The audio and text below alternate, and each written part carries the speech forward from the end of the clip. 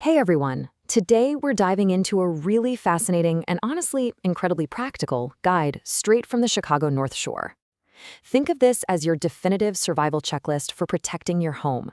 We're going to explore exactly how to choose a licensed plumbing professional when things go totally wrong. Because let's face it, your plumbing is literally the vital nervous system of your house, and when it fails, you need to know exactly who to call. Okay, let's dive into this. Here is our roadmap for today. First, Section 1, the plumbing emergency. Then Section 2, the complexity of the job. Moving into Section 3, the vetting process. Section 4, the 5 essential questions. And we'll wrap up with Section 5, warranties and workmanship. Section 1, the plumbing emergency. Picture this. It's 2 in the morning. Because, it's always 2 in the morning, right? Suddenly, your water heater springs a massive leak. Or maybe that basement sump pump just decides to quit during a torrential downpour. You're literally wading through puddles in your slippers, watching the property damage tick up by the minute. The stress is just absolutely through the roof. So, how are we actually supposed to react? Well, going through this local guide, they point out something that is just so incredibly true. Panic leads straight to terrible decisions. I mean, when water is actively destroying your drywall, your first instinct is to skip the vetting process entirely and just hire the very first person who picks up the phone. But the guide explicitly warns us against this. That rushed panic, that is exactly how you end up with fly-by-night operators instead of documented pros. And trust me, that leads to unsafe, non-compliant work that's going to cost you way, way more down the road. Moving on to Section 2, the complexity of the job. And this brilliantly illustrates why plumbing isn't just a simple matter of tightening a wrench. This is pulled from a local provider's actual offerings, and it really opened my eyes.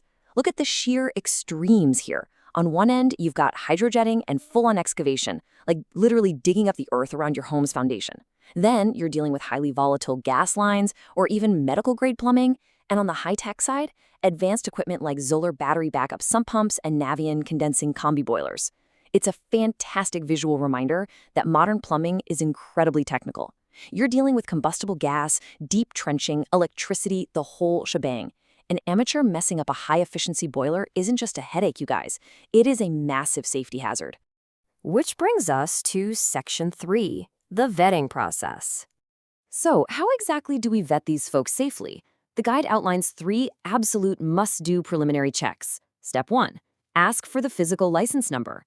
The source even gives a real-world example, Illinois Plumbing License Number 058-199-509. Don't just ask if they're licensed, ask to actually see it. Step 2, verify the jurisdiction. This is super important because higher-risk systems require specific jurisdictional approval for your city or suburb. And Step 3, check for general liability and workers' comp insurance. Now, this totally blew my mind. But if an uninsured worker slips in your flooded basement or accidentally bursts a main pipe, you could be held financially liable for that damage. Verifying these credentials right up front shields you from that exact nightmare. Next up, pay close attention to how they quote the job. Notice the massive difference here between a vague verbal quote and a documented scope. Amateurs, they're usually going to throw out a quick super vague price over the phone based on a total guess. But true professionals operate with a documented scope. Before they even start the work, they provide a written estimate that explicitly outlines the exact parts they intend to use, the labor costs, equipment warranties, and the precise diagnostic steps they're going to take. Now, what's really interesting about this slide is this exact quote pulled right from the guide's warning. It highlights that a proper quote includes diagnostics, quote, so you're not paying repeatedly for additional discovery visits. Guys, that is a classic trap. Bad contractors will absolutely nickel and dime you. They show up, charge a fee, say, oh wait, we actually need a different part, leave, and then charge you all over again for ongoing discovery. A documented scope from a real pro puts a hard stop to that endless cycle. Section 4, the 5 essential questions. Honestly, you might want to grab your phone and take a screenshot of this one. The guide emphasizes that asking these 5 exact questions will instantly separate the pros from the amateurs. Ready?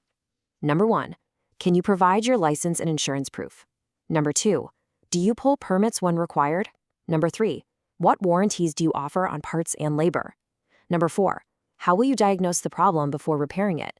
And number 5, can you provide a written estimate and timeline? Listen, if the person on the other end of the line stutters or tries to deflect on any of these, just politely say thank you and hang up the phone. Finally, Section 5, Warranties and Workmanship. Because here's the thing, the vetting process doesn't actually stop once they're hired. A quality plumber is always going to stand behind their work. According to the source material, you need to explicitly understand the specific warranty terms they're offering before they even pack up their trucks to leave.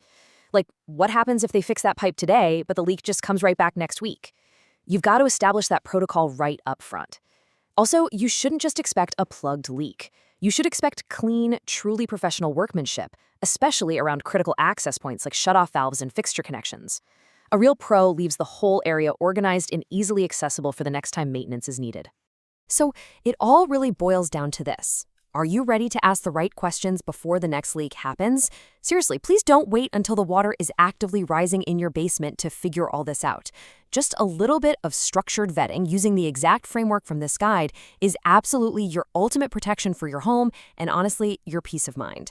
Thanks for hanging out with me for this explainer and definitely stay prepared out there.